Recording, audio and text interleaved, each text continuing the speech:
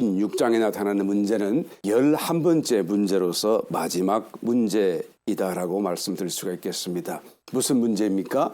연보를 드리는 문제입니다. 곧 재물, 물질적인 소유와 관련된 문제를 다루고 있습니다. 우리가 부활 생명 속에 살면서 거듭난 중생한 성도로서 살면서 이 세상 물질에 대해서 어떠한 자세, 어떠한 마음가짐을 가지고 살아야 우리가 제대로 성도답게 살 수 있을까라는 그 질문과도 연결된다 말씀드릴 수가 있을 것입니다. 여러분, 삶을 영위하는 데 있어서 물질, 곧 재물과 매우 깊은 연관성을 배제하고는 생각할 수 없을 것입니다.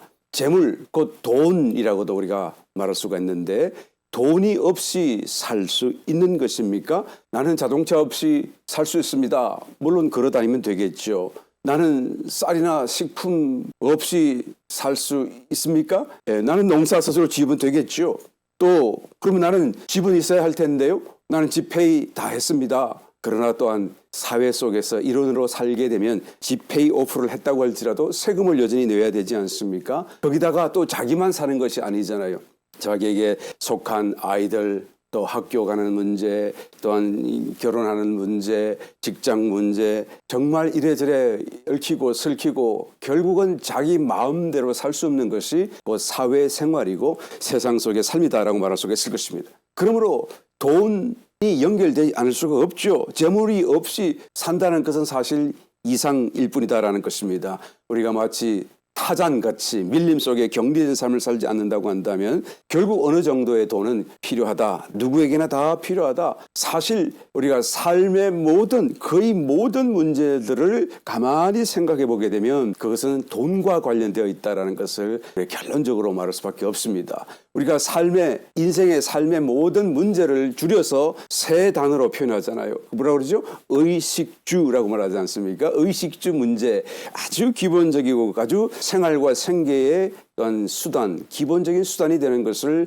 저는 의식주의 문제, 이게 삶의 문제다라고 말을 하는데, 이 삶의 문제를 이렇게 줄여서 의식주라고 한다면 이 의식주의 문제를 또 더 줄여서 우리가 표현할 수가 있을 텐데 뭐라고 표현할 수가 있습니까? 돈 문제라고 할 수가 있겠죠. 결국 먹는 것도 입는 것도 잠자는 것도 모두가 다 돈과 연관되어져 있지 않습니까?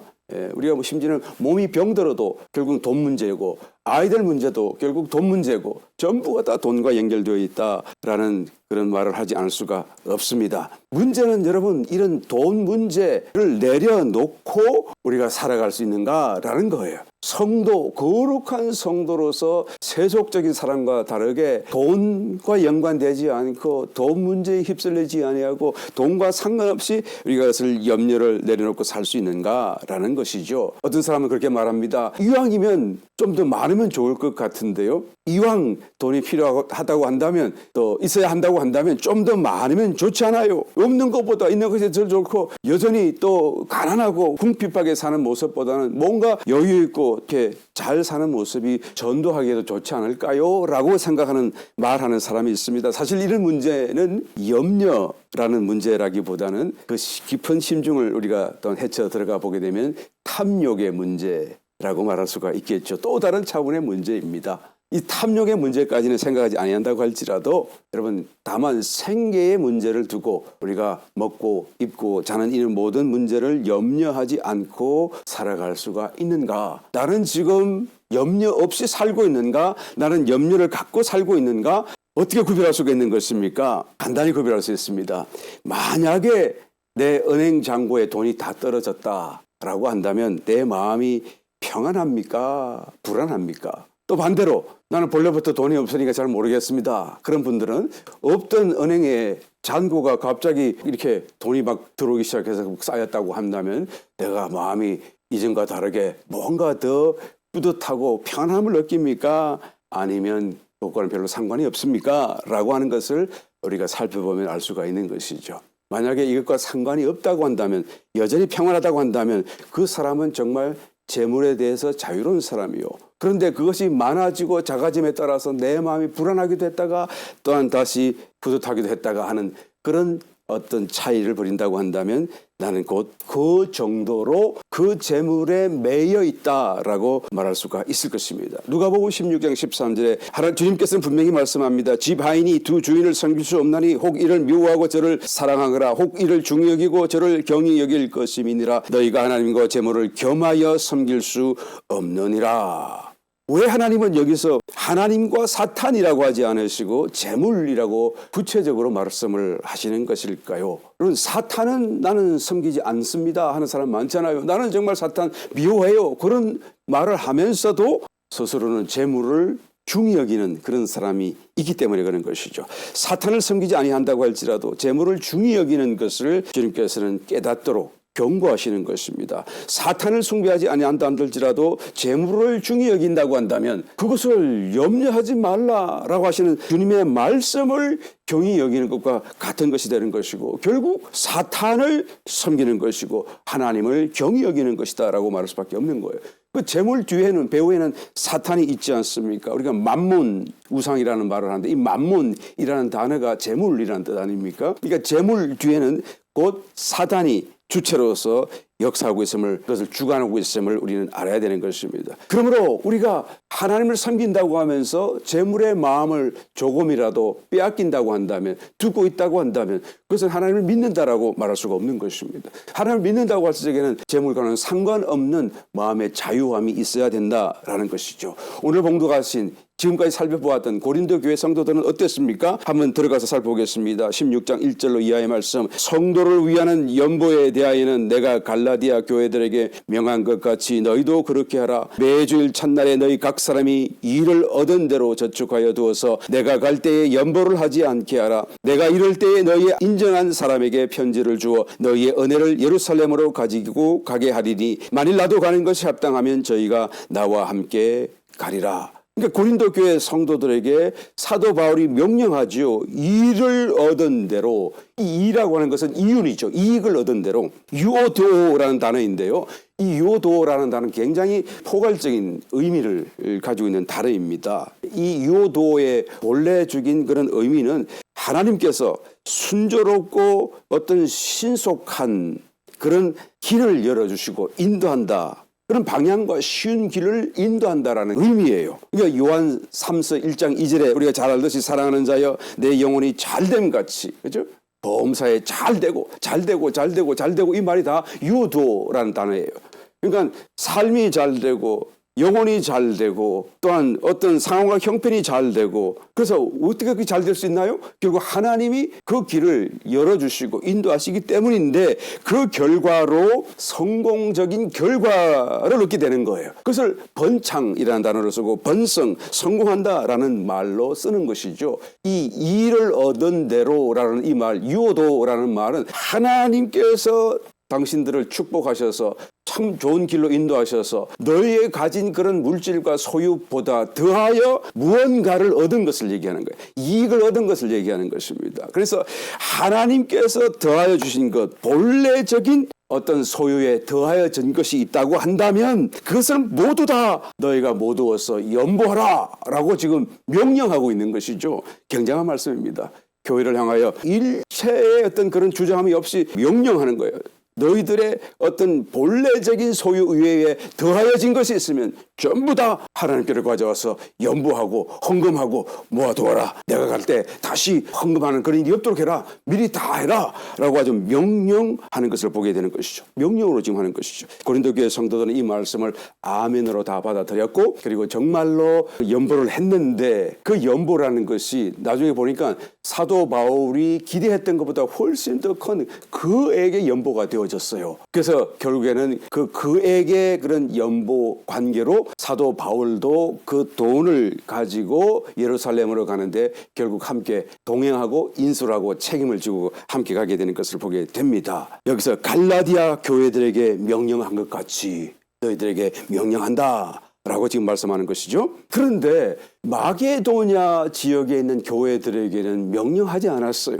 왜 명령하지 않았는가 하면 형편이 너무 어려웠었거든요. 예루살렘 교회도 어려웠었지만 도움을 받아야 될. 그런데 마게도냐 지역에 있는 교회들도 너무 어려웠어요. 그래서 명령하지 않았어요. 그런데 더 놀라운 사건은 고린도후서 8장 1절에 이 마게도냐 교회에 대한 사정을 설명하고 있습니다. 형제들아, 하나님께서 마게도냐 교회들에게 주신 은혜를 우리가 너에게 알게 하노니 환난이 많은 시련 가운데서 저희 넘치는 기쁨과 극한 가난이 저희로 풍성한 연보를 넘치도록 하게 하였느니라. 내가 증거하노니 저희가 힘들어할 뿐 아니라 힘에 지나도록 자원하여 이 은혜와 성도 섬기는 일에 참여함에 대하여 우리에게 간절히 구하니 우리의 바라던 것뿐만 아니라 저희가 먼저 자신을 주께 드리고 또 하나님 뜻을 쫓아 우리에게 주었도다. 마게도냐 교회에는 요청한 일도 없는데 저희들이 스스로 오히려 이 일에 참여를 했다라는 것이죠. 이 일이라고 하는 것이 바로 예루살렘 교회를 돕겠다고 하는 정말 전 세계적인 전체 교회적인 모든 세계에 흩어져 있는 교회들의 어떤 공동적인 하나의 어떤 일체감 속에서 일어난 사건이었었죠. 예루살렘이 대박해를 받기 시작했습니다. 스데반 집사님이 순교당하는 것을 기점으로 하여서 이제는 교회의 지도자 베드로 야고보도 체포당하고 순교당하고 그리고 정말 교회가 흔들리는 그때에 또한 로마 정부로부터 기독교인들 탄압하고 나를 신으로 섬기라 그러는 중에 어마어마한 기근이 예루살렘 지역에 일어났던 거예요. 그러니까 이래저래 정말 예루살렘 성도들은 이런 비참한 처지에 남아서 정말 궁핍한 생활을 이어가지 않을 수가 없었던 것이죠. 이럴 때 예루살렘을 제외한 나머지 모든 세계 아시아, 마게도냐 또 저기 갈라디아 이런 모든 지역에 흩어져 있는 교회들이 전부 다 일제히 일어나서 사도들의 권면과 명령을 따라 순종하고 예루살렘 교회를 돕자. 같은 지체요. 우리가 한 몸 아니냐? 한 교회 아니냐? 우리가 다 주님의 지체 아니냐라고 하는 그런 단일성, 통일성 이런 것 속에서 또 한 의식 속에서 그리고는 우리가 유대인 그리스도인들과 우리 이방인 그리스도인들도 사실은 껍데기만 다른 것이죠. 속에서는 다 같은 생명이고 하나이지 않느냐. 이것을 확인하면서 정말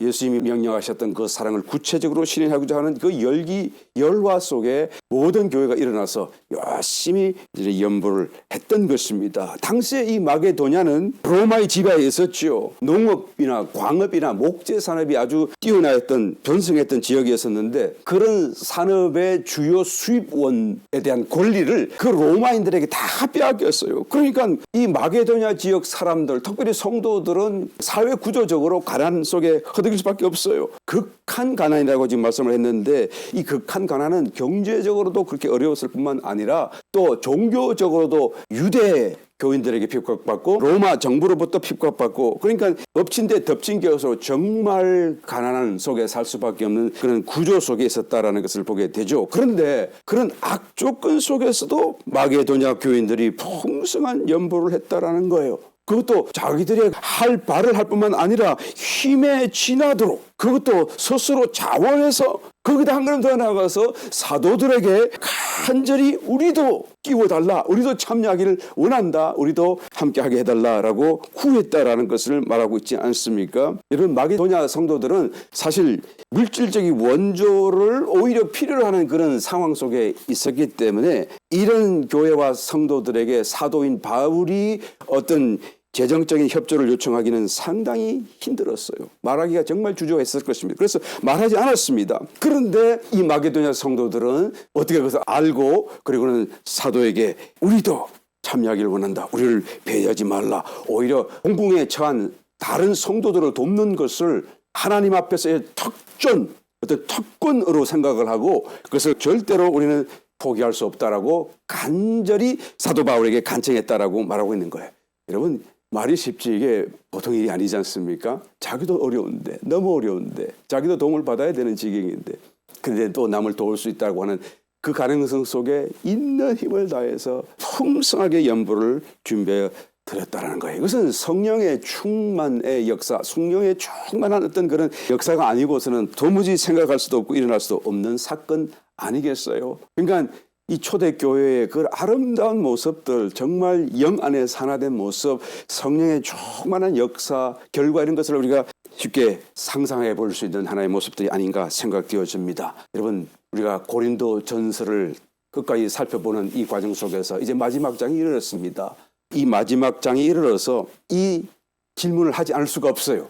나는 정말 재물에 대해 자유한가?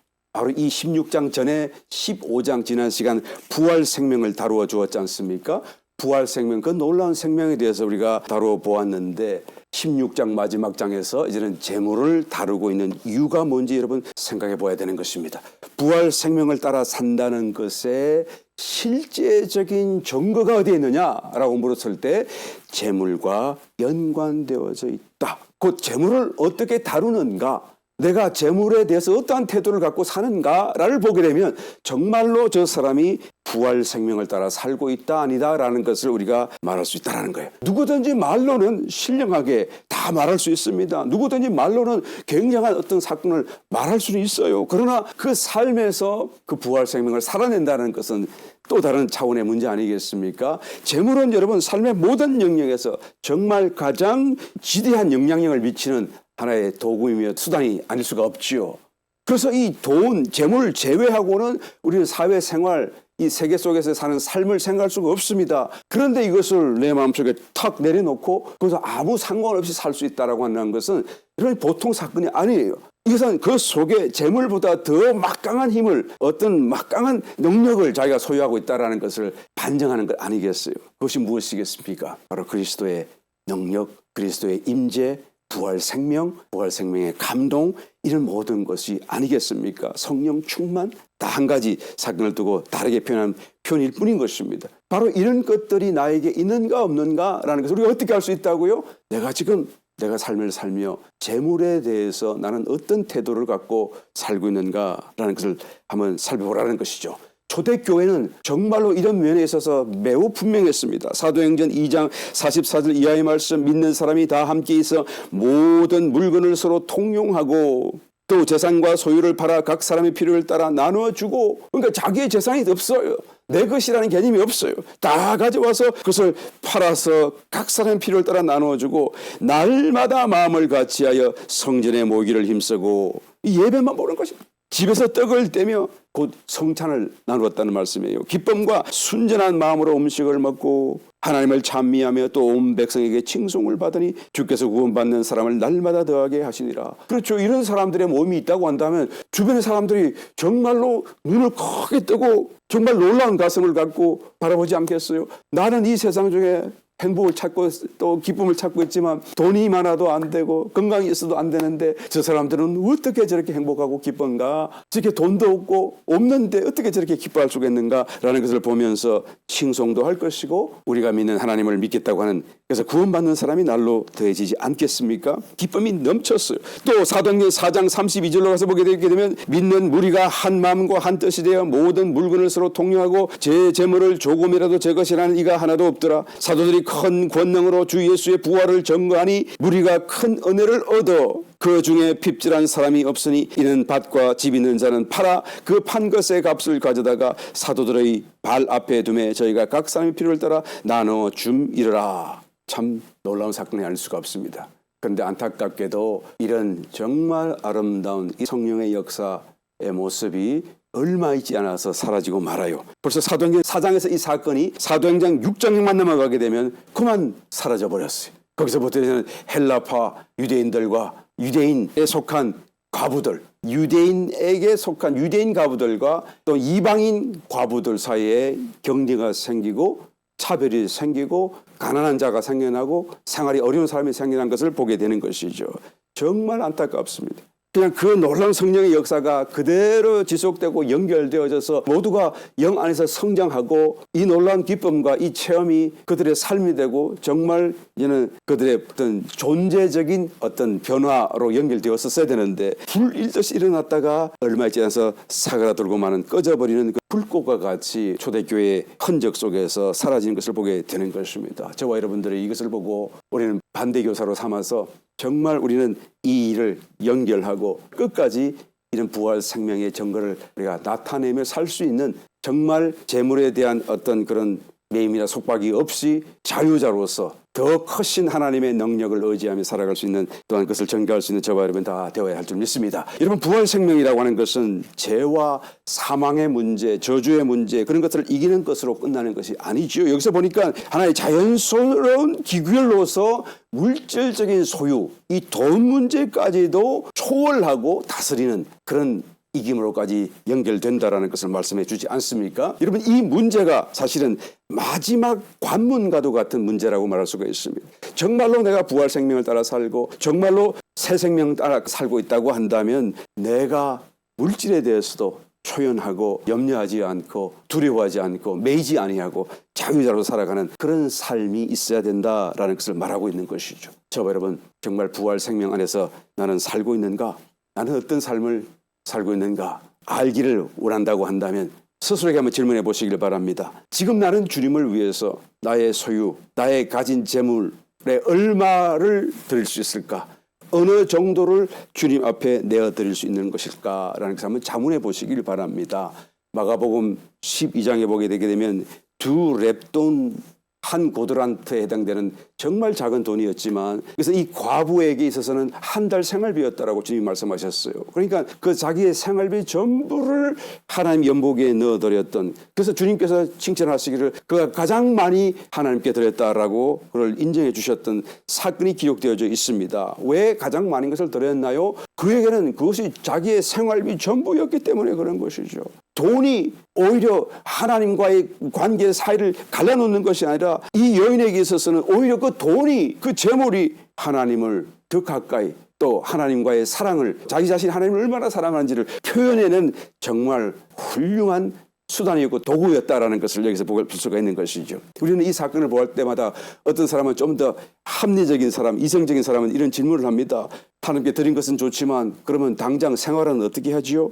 그런데 여러분, 그 질문은 이 과부에게는 소용이 없었어요. 이 과부의 마음속에는 그런 것이 전혀 들어올 수가 없었습니다. 그는 정말 그렇게 하고 싶었어요. 하나님에 대한 사랑을 이길 수가 없어서 그 사랑 때문에 그냥 있는 것을 다 드리고 싶었던 거예요. 그래서 그렇게 했던 거예요. 더 이상 뭔가를 생각할 어떤 그런 마음의 어떤 것이 전혀 남아있지 않습니다. 그렇게 한 것으로 인하여 크게 기뻐했고 그것을 하나님에 대한 사랑으로서 그는 조금도 후회하지 않고 주저함 없이 할 수 있다라는 것이죠. 전부를 갖고 사랑한 것이고 전적인 사랑을 했다라고 말할 수가 있는 것입니다. 주님은 연보계를 대하여 성경을 보니 앉아 계셨다라고 말씀합니다. 그러니까 처음부터 다 보고 계셨던 것이죠.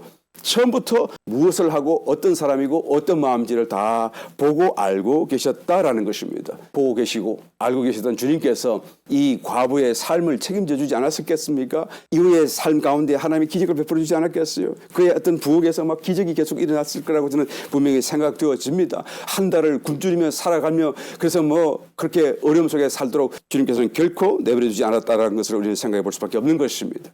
여러분, 이 질문을 오늘날 우리의 삶을 한번 변환해서 한번 물어보시기를 바랍니다. 이 과부에게 하셨던 주님의 칭찬을 오늘날 저와 여러분의 실제적인 삶의 현장에서 한번 적용해 보시기를 원합니다. 나는 이번 달 생활비 전부를 하나님께 내어드릴 수 있는가? 라는 문제죠. 조금 더 더할 것도 없고 뺄 것도 없는 그대로의 직선적인 질문입니다. 나는 이번 달 생활비를 하나님께 그대로 다 내어드릴 수 있을까? 정말 어려운 질문이 아닐 수가 없습니다.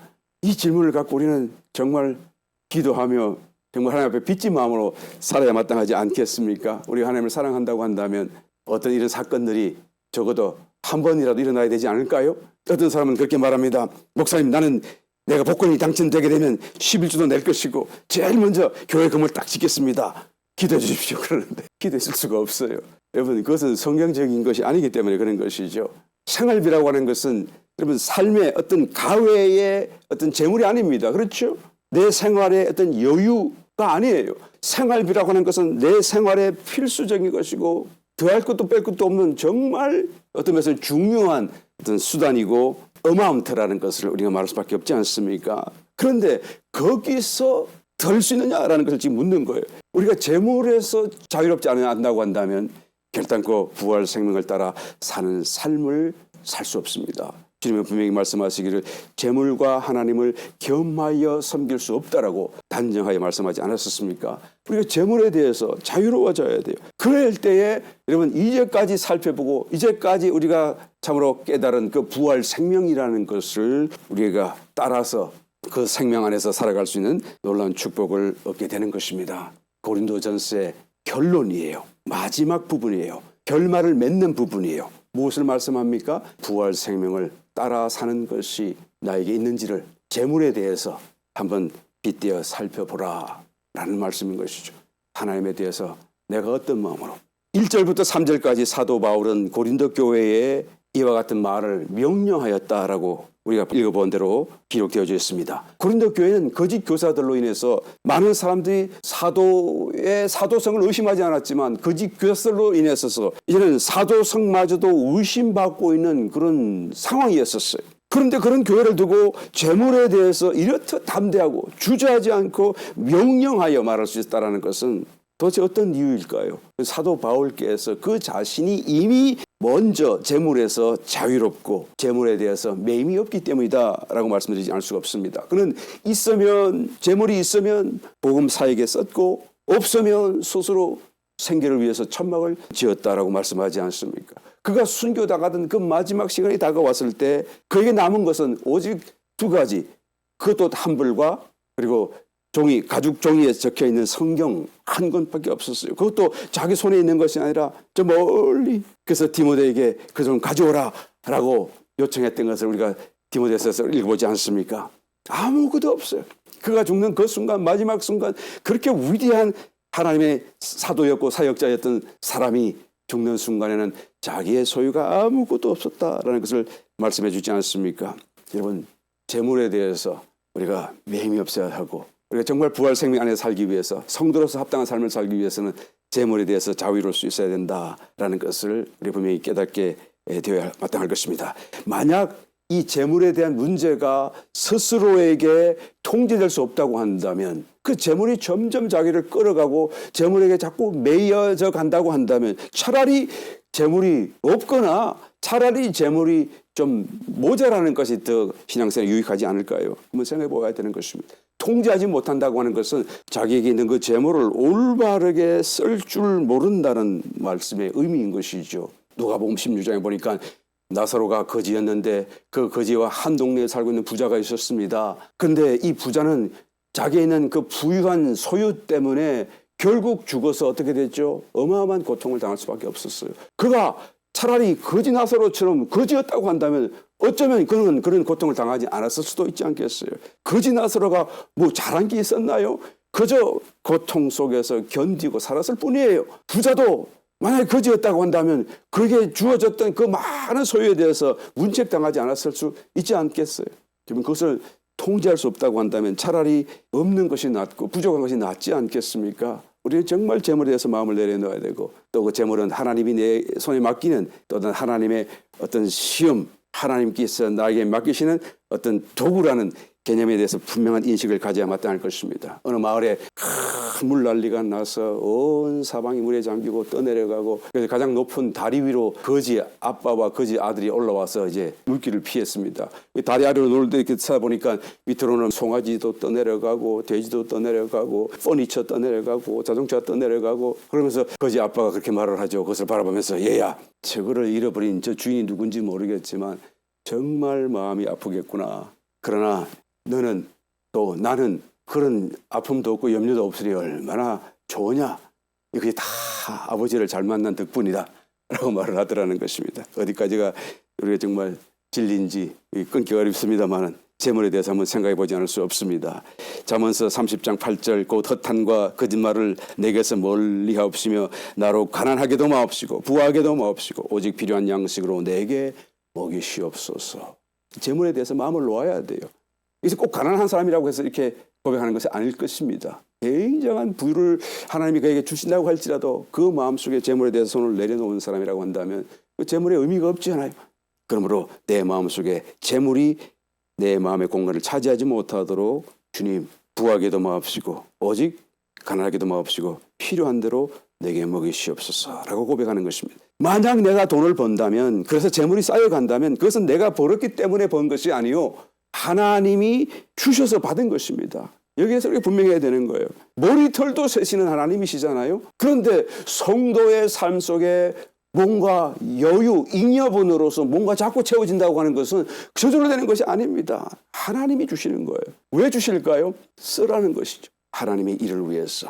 다시 더 깊이 돌이켜 보게 되면 자기 자신을 위해서 쓰라 그 말이에요. 왜요? 결국 그 썸으로 인하여서 하늘나라 가서 하나님 앞에서 칭찬을 받을 것이기 때문에요. 나에게 맡기신 것입니다. 만약 물질이 여유분으로 쌓여져 간다고 한다면 그것은 하나님이 우리를 시험하시려는 것이다.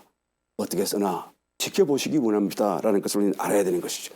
이러한 인식이 분명하다고 한다면 여러분 돈을 쌓아두는 것에 대해서 관심을 가지게 되는 것이 아니라 어떻게든지 또 어떻게 씀으로써 주님의 칭찬을 받을 수 있을 것인가라는 것을 고민하지 않을 수 없게 될 것입니다. 만약에 여러분 내가 죽는 그 순간에 나에게 쓰지 못한 많은 재물이 있다고 한다면 그 재물에 대해서 하나님 앞에 어떻게 문책을 받을지 한번 생각해 보시길 바랍니다. 유산으로 물려주고 그런 거 하지 마시길 바라요. 자식에게 물려주고 하지 마세요. 살아있는 동안에 쓰셔야 돼요. 살아있는 동안에 하나님의 뜻을 위해서 나라를 위하여 또 자기 자신 상받기 위해서 하나님께서 맡기신 그 도구를 물질을 사용해야 된다라는 것을 분명히 깨닫게 되시기를 예수님 이름 축원합니다. 남겨두지 마세요. 부활 생명으로 물질에 대한 염려도 이길 뿐만 아니라 이제는 탐욕까지도 이겨서 초대교회 성도들처럼 정말 그리스도 안에 있는 그 기쁨, 참 자유, 해방 우리 이런 모든 것을 체험할 수 있기를 원합니다. 사도 바울처럼 주님의 일을 다 마치고 정말 남김없이 후회함 없이 그냥 훌훌 떠나갈 수 있는 주님의 일꾼들이 다 되시기를 다시 한 번 더 주님의 이름으로 축원드립니다.